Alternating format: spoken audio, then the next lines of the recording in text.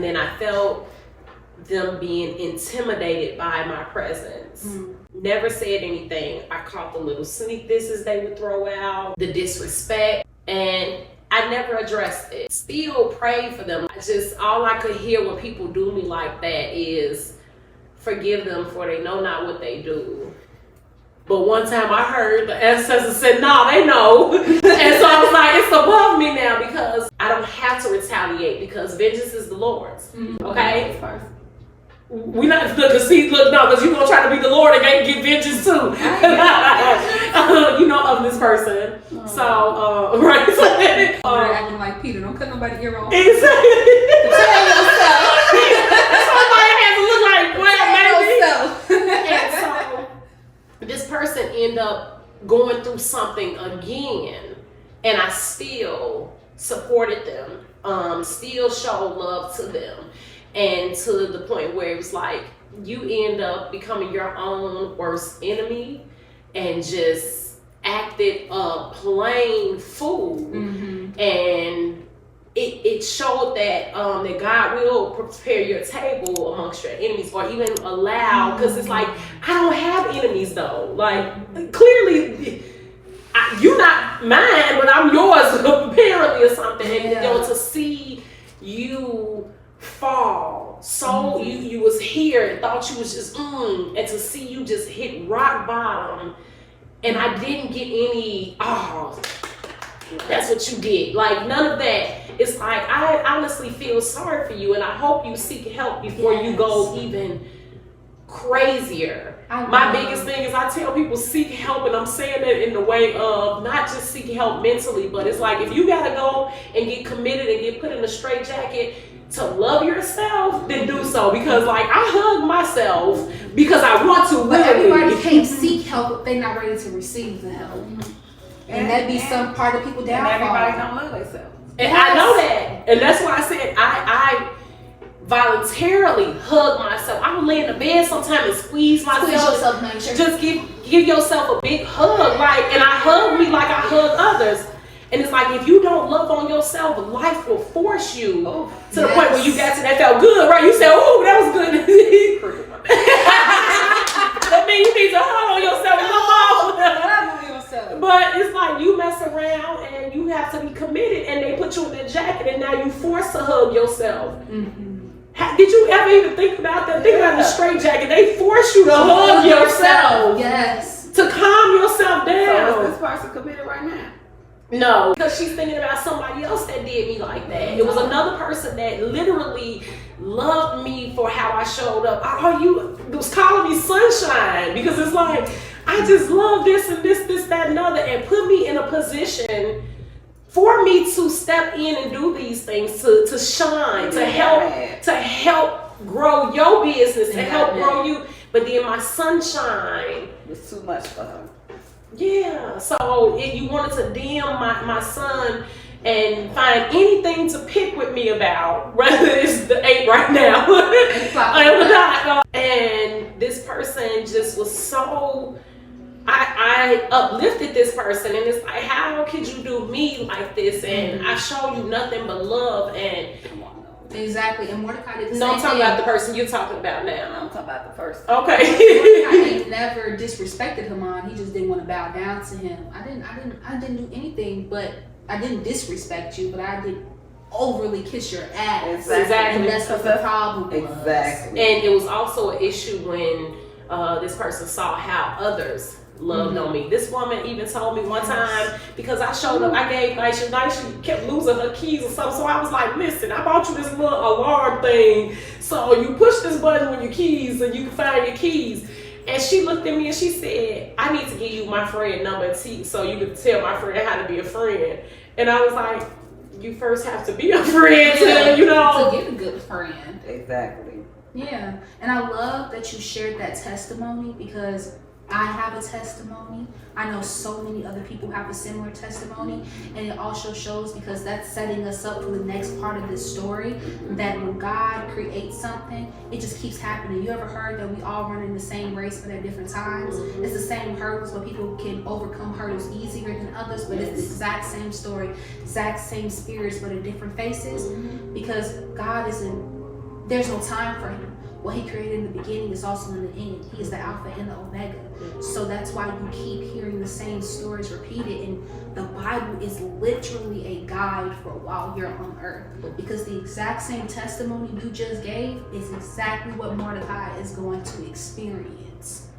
Watching somebody in a high position who just spited them for shining as God's chosen one and falls. Karma. 8 o'clock on the dot. Karma. It's going to come into completion. That person definitely failed. Yeah. And when I hear about these people, it's like I feel sorry for them. And the crazy part about it is this person didn't believe that she felt this way about her. This person really did not believe that she loved her and wanted to be there for her and felt sorry for her because not being nosy, but you can tell that she was going through something. And this person still was just angry with her, jealous of her. I felt like really for no reason. And the day I finally snapped, like, you're not going to talk to me like that, you're not going to grab up on me, you're not going to, it was because of the fact that not even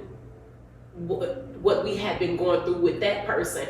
I had my own personal battles that I was dealing with that I had been holding out on. I had talked to my trusted people and say, hey, I'm going through this right now. So if you guys see me drifting off or not looking like myself, bring me back to let's laugh and joke so I don't go into that mindset of where that was. And so for this person to come in with this energy and was just like, so you just gonna keep picking with me, and me trying to be proactive of let me do everything so you don't pick with me, but you still finding things to pick with me about. And the moment I snap, now you get the justification of, see, I knew this was who you were and this, that, and it's like, yeah, we all have this beast lying dormant in us, but why would you continue to poke at something that's not bothering you?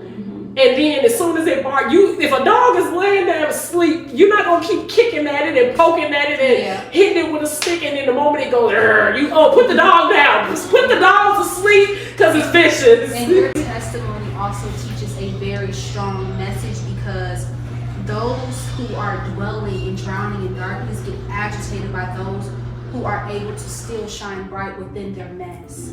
You didn't lose your light. You didn't allow life to consume you. And she didn't have the capability to do so, and that hurt her. She was jealous, and she wanted to prove to herself that nothing was wrong with her by bringing somebody else down with her who possessed what she didn't have. And that was not fair to you. And it also teaches you, be mindful of your environment. And when you're in, She told her that. what, to be mindful of our environment? She was the negative environment that you should have been left. She told me to watch the people I kept around me because she was judging them based off of their sexual preference. I'm the type of person, I can talk to anyone. I don't care what your sexual preference is, what your age, race, religion is. I can sit and talk to anybody and still show love to anybody and respect your beliefs and your way of living. Because I'm big on what you eat don't make me shit. Yes. You know what I mean? So, but everything I did is, why are you worshiping the moon? I'm not worshiping the moon. I like the moon. I'm speaking highly of one of God's creations, no different than you would speak highly of your children or your husband, because those are God's creations. I relate to the moon, and I feel the moon relates to me. So, but why is it that something that brings me joy bring you discomfort? And so it has nothing to do with you, boo. And so to see, again, how even the clientele that she had, or her friends, how they responded to me, the people who would normally have gravitated to your life. Yes, and I'm talking about people who would normally have stank energy or didn't like anybody, loved me, and it's like, are just naturally, I ain't gotta beg you to be my friend. People just either naturally don't like me or really gravitate to me, because either way they love me. You love to hate me, or you love to be. Yes. And those who don't like me end up loving me, whether they want to admit it or not. And when I come You to helped teach me that, though. I didn't mean to cut you off either. But you helped teach me that. By making me read the 4 agreements, you helped me change my mindset. You helped me repent. In the Bible, repentance means to literally change your mindset. Everything is internal, whether people believe it or not. And you taught me if I shift my mindset from taking things personal, it would make my life feel so much easier. And it did. It brought me so much peace reading into learning that I can't help who I am, and I also can't help who other people are.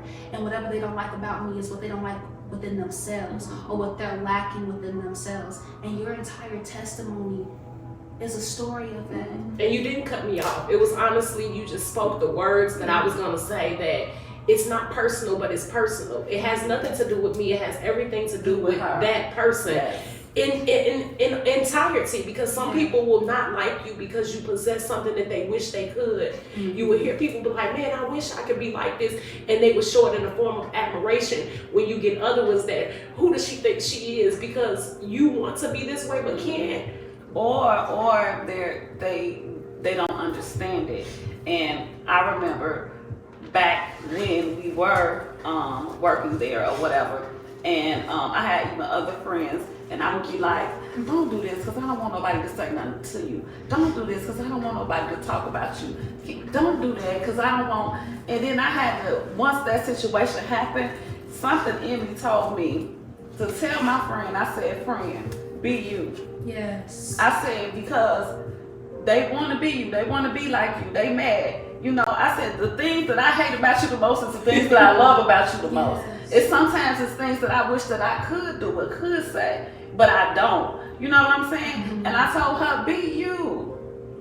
And I even apologized to her. I said, I'm sorry for telling you not to be you. And she did. Accountability Yes. is big. That shows the type of heart that you have. Yes. I said, I am sorry. Something. Yeah. And I never knew not how to be you. And I never knew how deep it was until she really broke it down, because it's like she felt that she was protecting me. I did. By telling me like, okay. Because I didn't want people to talk about her, and I didn't want to hear it. Don't talk about my friend. That's how I felt about it. So it's like, if I got it for her, it's like, okay, let me tell my friend to scale back or dim her light so it's not too bright that people are saying something about it. And then it went to, no, blind the motherfuckers. You need to shine. Shine. The sun don't give a damn. Yes. What they say? Don't stare directly at it then. Like, if it hurts your eyes, don't stare directly at it. And it's like, and that doesn't mean just because it's so bright, you niggas can't see me. John Cena. Okay, so it's like, even if I am considered to look like, oh, you're the sunshine. It is. It got a little warm. So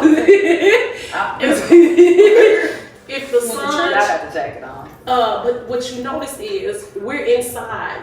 The sun, if the sun was inside right now, it will overcome this room, and we would not be able to stand it.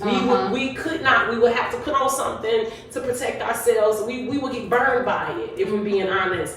But it's like, you also know that I can have this lamp, and if I put 100-watt light bulb in this lamp, it will be so bright in this room for it. But you get some lamps that you have to even read the warning label on it, and it tells you, don't put anything over a 20 watt in here, don't put anything over a 40 watt in there, because it will blow it out. It's too strong for that. Yes. So you find the bulb that's compatible with the lamp and the room that you need. Same thing with the people in the environment. You were too strong for the environment that she exploded. And you were too strong in the environment that you exploded because it made you combust because you were not fit for it. It put you in a box. You was too small. You had to break out and check somebody.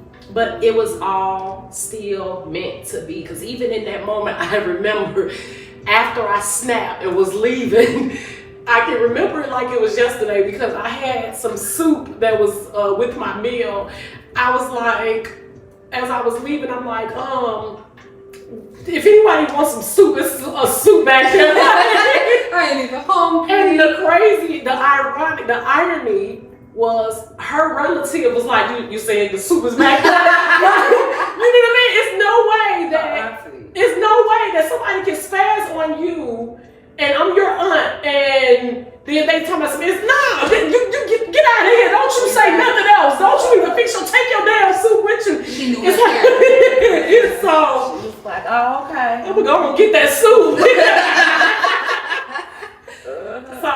but you know, it happened for a reason. Yes, I Yeah. sat back on some things and was like, man, you know, I wish I could have contained myself. I wish, but had I did, then none of the people in that environment would have grown to the place they would have been. They probably would have still. I would have still been working with her if that didn't happen. And now look at her now. And even before she asked me to leave, I had already said I was leaving right after that. Mm-hmm. Because she showed her character. Mm-hmm. And that brings me back to even the first person. Like the first person, you didn't do anything to me, but you showed your character. Yeah. Showing your character, and it's like, I'm all for character development, because if you watch a TV show, that's my favorite part about any TV series is character development. Yeah. You will get a character in the first season, you be like, I hate them, they get on my nerves. But by the time season 4 comes, you like, they're my favorite.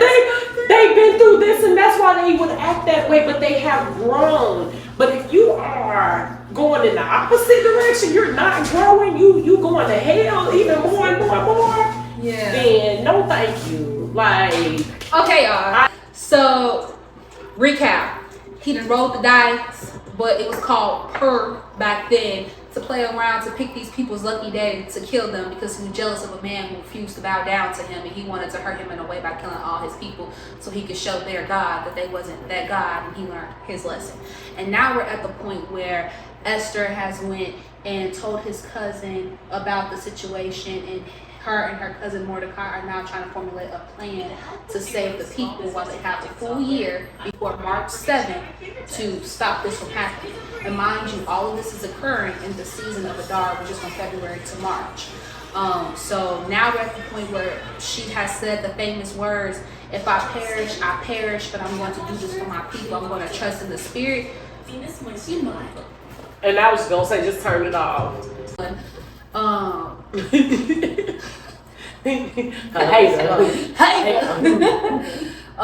If I perish, because she's making sure to use the knowledge from her past environment, which is her uncle / cousin, to teach her to trust in the Spirit, to trust in divine wisdom and guidance. And so she tells him, and there's so much power in fasting.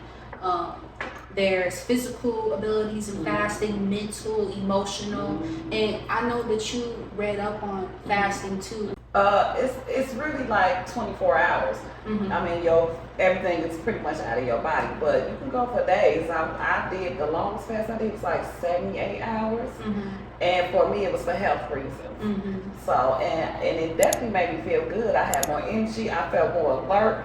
I didn't feel sluggish, and I wasn't even hungry. That's the crazy part. I think on day 3 you do go into like ketosis or something like that. So that's why they did fast for 3 days, 3 nights, because it's like that's when the body goes into ketosis. So if I'm not mistaken, at that point it's like they say it is good to manifest when you're fasting. You know, especially at that time, it's like your body is at its fullest potential at that point. You know, you done got all your toxins out your body. You haven't fed it nothing bad, and you can think clear. You feel better. You feel good. When you feel good, you got energy and stuff. That's where you at your best self. Because the fasting part is you giving whatever you put into your body, whether it was negative energy or bad food. You let everything go. You letting it release out of your pores, out of your body. So that's really deep and important to make sure that a lot of people understand that there's multiple significance behind the fasting and power in fasting. and when you come off a fast, you're supposed to go in eating and drinking, you know, good. Right. You're supposed to feed your body good stuff. Right. Almost like somebody who's going through dialysis. They take out they drain all the blood, but then they put the good blood back in you. So there's so much power in being still. Yeah. And I struggle with that, being still. Yeah. And that's what this season has really taught me, that the more I've been leaning on God and being patient and still and trusting the process, I've been seeing so many little blessings along the way that I know is building up to a bigger blessing, like the tables turning. And I feel it. Yes. I feel it for you. Yeah. Thank you. And people don't always understand it, but it's not for them to understand. Nope. Even when I sat down, and it was like before I even got this job that I'm at now, it was like I remember trying to, because everybody around me like, oh, you need to do this, because financially, and it's like, my God don't want me to worry about worldly finances, because no matter what, I'm still straight. Like even with me not having a job or an income, so to say, I was still straight. I have these talents, these gifts that I was blessed with, that, hey, if something is due, I can get out there and hustle and get it. But it wasn't meant for me to be in hustle mode anymore. That team no sleep mentality was out the window. Like, no, guys, like, no, get your rest. You didn't went through that hustle season when you wasn't getting sleep. Now you gotta rest, relax, so then you can think clear and know how to go into the next journey, the next phase. And when I was trying to be like, man, I need some money, let me go ahead and try to get a job real quick, and applying into multiple positions, and it was like nothing was. All of you, when you get the chance, read the book of Matthew, because it talks exactly about what she's speaking about. The book of Matthew literally explains that. I'm not going to derail because we're talking about Esther, but quickly it talks about how God never planned for his children to succumb to chance. We're not chance people because he is the highmost God. He performs miracles to let us know that it was nobody but him. Right. So we're supposed to have the utmost faith to believe that whatever these rules the world have created don't apply to us. We are gifted in divine creations. So that's our higher power, to know that we cannot be conformed to small thinking, that he can literally perform miracles if you allow him. Think big. Think big. But yes, Esther got her cousin along with the rest of the Jewish people and her maids within the kingdom to fast with her for 3 days to get ketosis. Yes, so she fasted and gave the situation over to God and leaned on pure faith and courage. And then in the third day, she approached the king. Mind you, she was risking her life. She could have been killed. Even though she was queen, she did not have that much power or authority. And it was very, very scary to be a woman in those times. You can't even approach your own husband with a request if he's not in the mood to be approached. Yes. And that just shows the power of a woman's mouth and her voice. The men even feared you. You had to get permission to speak. Once she went in there, literally everybody was holding their breath waiting to see what that man did. And he gave her permission to speak. And that was her walking in faith. Walk by faith, not by sight. And so he allowed her to speak and said, what is the desires of your heart? What do you need?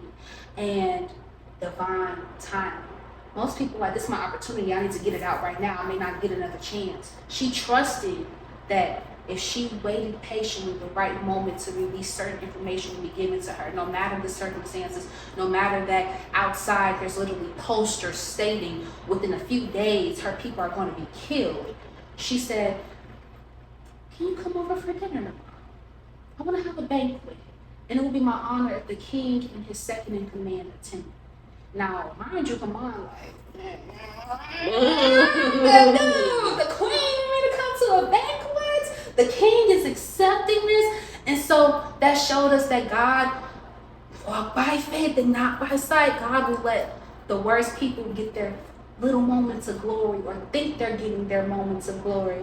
But it's really setting our people up for a better situation. And so he's all happy and excited, and he accepts the invitation. And so Esther waits until the following day when they come into the banquet to decide to tell the king that the decree has been cleared on her people in her own life to be killed, for the Jewish people to be killed, and that she is Jewish. Mind you, he did not know their entire marriage because she listened to the words of Mordecai. Goat. He is goated. He told her to hold that information, and that shows us that we are not supposed to tell people everything. Yeah. There are some things that are supposed to stay between you and God, and you are to be called to deliver and reveal certain things when it's the right time to, and to the right people. But during this entire time, Haman is actually going back and forth between his wife and his advisors, asking them his opinion. And the wife's like, you need to get this man gone. Like, if you desire to keep the king's attention, you need to figure out a way to get Mordecai out of here. So Haman approaches the king at a different hour before the banquet. And he goes and says, hey, king. He stops him off. He can't even finish speaking. The king goes, hey, how do I honor somebody who has done me well? And he's like, okay, this is it. He got to be talking about me. I'm already the second in command. Put him in some clean robes, get a horse, show him around to the people, let people know that this man is honored by the king. You have to put him in king's clothing. You have to put him on a horse set on by the king to demonstrate that he is on the same level and respected as the king too. He's like, yeah, I'm gonna get these robes. And the king said, everything you just said, go do that for Mordecai. Because he looked at that book of records and seeing that he forgot to give Mordecai his blessing, divine timing. If he would have gave Mordecai his blessing right then and there, I don't owe you nothing. But the fact that God woke him up out of his sleep, and that shows you that day and night God is working in your favor to protect your people and to keep you covered. He was woken up out of his sleep to look at that record and see that I never gave this man a blessing for keeping my life.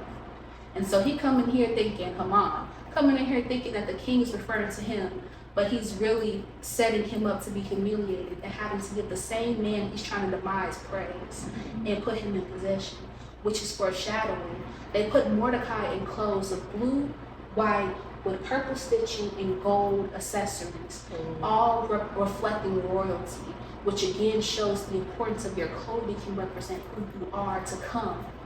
Walk in that already. He's been that same person before the clothes. He's just ready for that coming up season. And so he got a little bit of taste of that. Haman is furious, and his wife's like, forget what I said. He has the king's favor. Whatever you're doing, you need to take it back now, or you will surely die. And that shows you he had a woman in his corner. Behind every great man is a smart and powerful woman. His wife tried to warn him. And the power of the tongue. As soon as he approached that banquet, and Esther said, there's a decree to kill me and my people, the king stood up, who's going to kill my wife? This man right here. His jaw drops. And he's like, can't even come up with a lie. You're sitting here planning on to kill an entire people, and you agreed that the queen can perish with them, and now it's coming full circle. Esther goes and informs the king that he's been building this mantle to kill Mordecai. Upon the mantle, that he was ready to publicly humiliate him in the midst of his death. And I felt like that was intense, because it's like, not only are you wanting to kill me, but you want to make a fool out of me in the process. That's deep hatred. And when you're embedded in deep hatred, you attract that. You were so involved in killing this man that you manifested your own death. What you fixate your mindset on, it will come to you. And that was a really powerful story in itself. So now we're at a point where the king is furious. Esther has exposed Haman for plotting to kill her and all the Jewish people. And the king goes out to tell people, hey, like, stop this. And when he comes back, Haman is literally throwing himself at the queen, begging for his life. But divine timing. It's a time and a place to do everything. It looked as if he was trying to assault the queen to get revenge. And that gave the king the urge to not give him time to explain himself, convince him, or be in his ear. Because mind you, he was a very influential king. This was the first decision that he made without needing counsel. And he said, you will be put to death on the exact same thing that you built to humiliate and kill Mordecai. And I thought that was irony.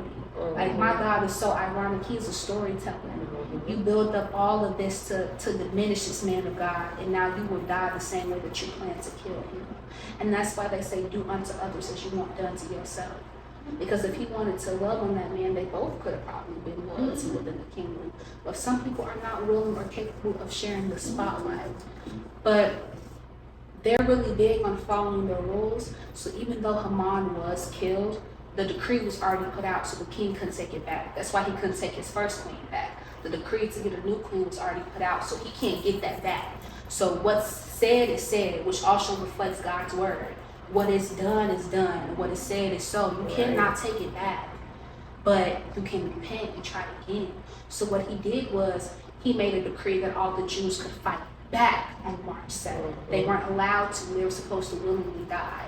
They can fight back and kill any of their enemies. So the Jewish people gathered together, and during this season at the end of March, I believe it was from March 7th up until March 9th. And these are very important dates. So the day that he rolled the die was also the same day that he died, which is why I love that you mentioned that. You died the same day that it was declared that all these people were supposed to be persecuted and destroyed. That was an irony in the switching of tails in itself. And so the Jewish people were able to eliminate all of Haman's forces that he had prepared, as well as Haman's 10 kids who were trying to continue his works as well. And Esther declared that. She's like, if you're going to give me what I want, let them kill his 10 sons and let my people kill whoever it is that's trying to diminish them, and let them get their city back where she grew up. This lasted up until the 8th of March, which is Karma, the number of power. And on March 9th was the day that they all celebrated and rejoiced that the people could transition from a day of planning sorrow and mourning to a day that they're rejoicing and all the Jewish people are saved and honored.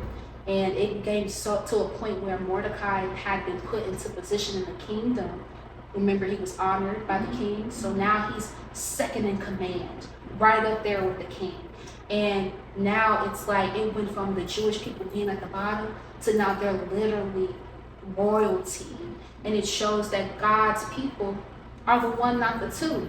He would put certain people in a position to do with a terrible heart, to set in motion a plan to exonerate his people, to lift them up into a higher purpose. So even in the midst of the mess, God is working for a greater purpose. And a lot of people don't allow God into their mess. They feel like they have to keep it separate or handle it themselves or have to already be perfect to receive their blessing. But Esther and Mordecai were not perfect. They were indulging in sex, drinking, a whole lot of marrying religions and people that they were not supposed to mix and mingle with. But that just shows you that everybody's such a stickler on what you have to be to receive God's favor. But God will use those in any season of their life for his glory. And that's what I feel like is a really big message that you learn between them. What were you about to say with those? I did. I pulled up Susa. Susa was the capital of the ancient Persian Empire where the story of Queen Esther takes place. Thank you. You're welcome. Yes. So now that Mordecai is in position, he's able to make declarations himself. So once again, iron is showing up. He declares this time of the year to be celebrated for generations to come, so it will never be forgotten that the Jewish people who were once persecuted are now at the top, are now saved and free again. And it's called Purim, Purim, because the pure was the die. So I think it's Purim, Purim. I may not be saying it right either, but that's the thing about language. Language is translated. You'll say, I can tell somebody my name is Candace, but if they were saying it in another language, they may be like Kendase or Kendake. It's just letters. And because depending on the language, things are pronounced different ways. Purim is a holiday on this year. It will be celebrated March 13th, Thursday, March 13th through Friday, March 14th. Purim is a Jewish holiday that commemorates the saving of Jewish people from annihilation at the hands of an official nigga named Haman. Right. And so now the people are celebrating and they're reaping their harvest. They're picking up the citrus fruit. And citrus fruit is a fruit of great royalty and high class. The people used to give it to gifts. That's why people have like lemon trees and things like that, because it's high status. It's a great gift to give. And so that's what the nature, the natural reflection of God's message to his people was delivering. You guys are having beautiful, full bloom, and now it's time to pick up the blessings and the promises I told you guys you would get. And that's trusting the process. But I feel like you sharing that testimony, I really appreciate it because you're real life in the moment experiencing the hardship of trusting the process, the hardship of knowing that God is still working within this mess, and it seems super, super messy and it's causing a lot of anxiety. But we're in a season of harvesting. So whether it gets messy, it gets stressful, just know the outcome is inevitable, that he promised you will receive these blessings. He promised that the tables will turn and you will get everything that you poured into everybody else. So I hope you receive that through these girls. Okay, come on, let's get our stuff together. Woo, woo, woo. Let's wrap it up. And this was the second episode of Fresh Out of the Wilderness with Jemiah. Woo, woo, woo, woo, woo, woo, woo, woo, woo, woo, woo. Thank you all for joining. That's so cute. I thought about that, the wilderness again, because when they was like the wild beasts, they keep the wild beasts out. And you said fresh out the wilderness and the bird out. Yeah. Okay. Yes.